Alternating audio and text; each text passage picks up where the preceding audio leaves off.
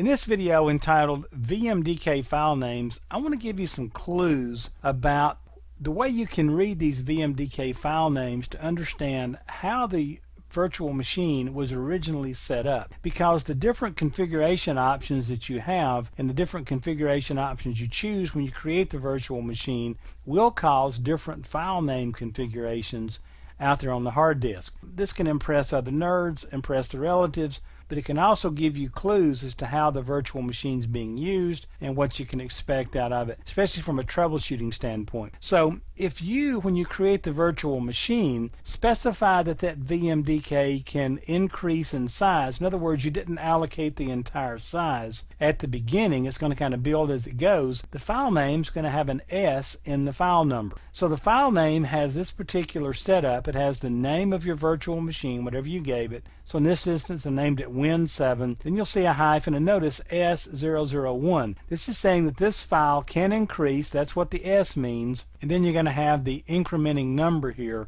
for each individual file that's involved in this. All right. Now, if all your disk space was allocated when the disk was created, in other words, you said, 50 gigabytes, and I want it allocated now, it's going to set aside 50 gigabytes of space right now for that virtual disk. The file name will have an F in the file number, and notice you'll see Win7-F001. So that tells you it was allocated right out of the gate. Now you can see an example of this. As a matter of fact, I downloaded a Windows 8 Developer Preview virtual machine.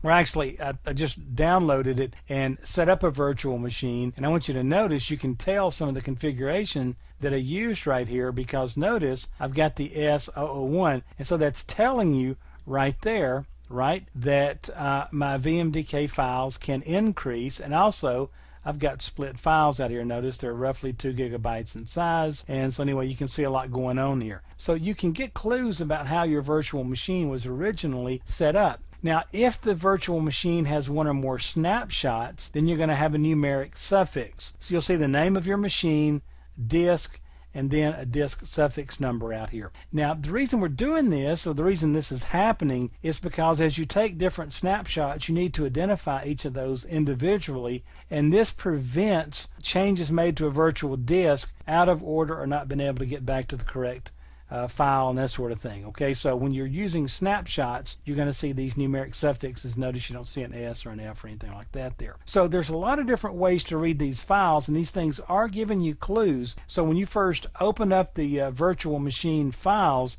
and you look at them, you can kind of see what was going on when it was configured. I just wanted you to be aware of these things. This can help you in troubleshooting. It can also, hey, just make you look a little smarter sometimes, and we all need that from time to time, right? So anyway, that's kind of the lowdown on some of your VMDK file names that you're going to see out there on your disks.